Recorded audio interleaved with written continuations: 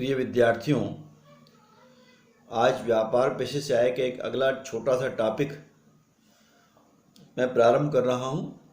कतिपय व्यापार या पेशे की आय का अनुमानित आधार पर निर्धारण, यानी कुछ व्यवसाय के संबंध में आय जो रहती है अनुमानित आय पर आधार पर निर्धारित कर ली जाती है। तो इसमें इस प्रकार का प्रावधान किया गया है कि करदाता जो है या तो अपनी आय को अनुमानित आधार पर मान ले या अधिनियम के सामान्य प्रावधानों के अनुसार उसकी गणना करे। तो दोनों विकल्प रहते हैं। इसमें सबसे पहला आता है पात्र व्यवसाय के लाभों का निर्धारण।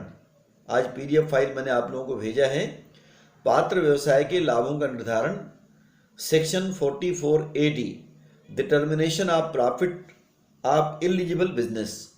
अब प्रश्न ये कि इलिजिबल बिजनेस किसको कहा जाए, तो इसमें दो शब्द आते हैं, पात्र करदाता एलिजिबल एसएससी और पात्र व्यवसाय एलिजिबल बिजनेस।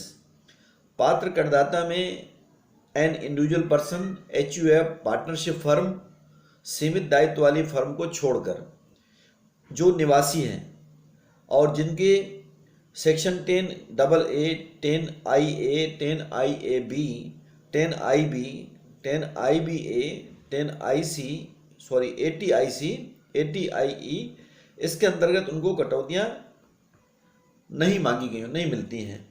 और पात्र व्यवसाय का मतलब होता है जो माल ढोने वाले वाहनों को किराए पर अथवा पट्टे पर या स्वयं चलाने का व्यवसाय करते हैं, या आता है 44AE के अंतर्गत। उनको छोड़कर कोई भी व्यवसाय, जैसे कोई ठेकेदार का व्यवसाय है, छोटा फुटकर व्यवसायी है, उनके संबंध में इस प्रकार से अनुमानित आय के आधार पर गणना की जा सकती है। और ऐसे व्यवसायों के संबंध में गत वर्ष की कुल बिक्री या सकल प्राप्तियां 2 करोड़ से अधिक नहीं होना चाहिए।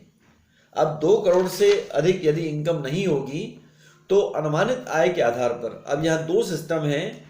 यदि मान लीजिए वह इलेक्ट्रॉनिक माध्यम से पेमेंट करता है, अकाउंट पे चेक द्वारा, क्रॉस चेक द्वारा पेमेंट करता है, तो ऐसी स्थिति में या किसी इलेक्ट्रॉनिक माध्यम से भुगतान करता है तो जितना भी टोटल आवर्त होगा उसका 6% की दर से डीम्ड इनकम मानी जाएगी, अनुमानित आय इसके अंतर्गत मानी जाएगी। और यदि इलेक्ट्रॉनिक माध्यम से नहीं करता तो 8%, जैसे आपका हम निकालेंगे 2 करोड़ का 8%। अब 2 करोड़ का 8% आपका कितना हो जाएगा, 16 लाख रुपए। 16 लाख रुपए उसकी आय इसके अंतर्गत मानी जा सकती है। जब 2 करोड़ से कम का बिजनेस होगा तब इस प्रकार से इसके अंतर्गत निकालना पड़ता है। अब अन्य चीज़ें इसमें इस प्रकार से हैं। यदि अनुमानित आय के आधार पर व्यक्ति की आय मानी जा रही है 44AD के अंतर्गत, तो धारा 30 से लेकर 38 तक हमने जो डिडक्शंस पढ़ी थी वो इसके अंतर्गत कुछ भी नहीं मिलेगी। दूसरा, अनुमानित लाभ में से ह्रास की कटौती नहीं मिलेगी।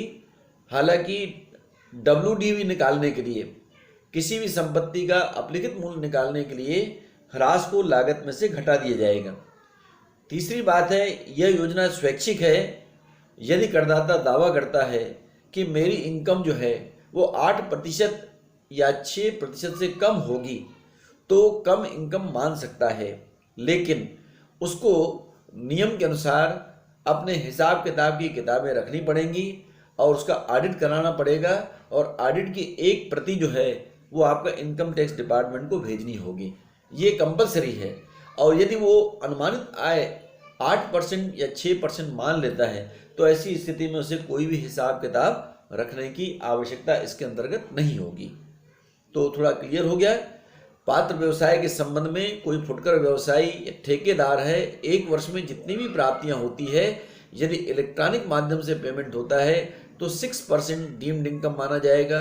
इलेक्ट्रॉनिक माध्यम से पेमेंट नहीं होता तो 8% की दर से उसकी डीम्ड इनकम मानी जाएगी। उसको अपना हिसाब किताब नहीं रखना पड़ेगा, उसका ऑडिट उसको इसके अंतर्गत नहीं करवाना पड़ेगा। ये फैसिलिटी इसके अंतर्गत आती है। आगे मैं एक एग्जाम्पल के माध्यम से इस टॉपिक को आपको और क्लियर कर रहा हूँ।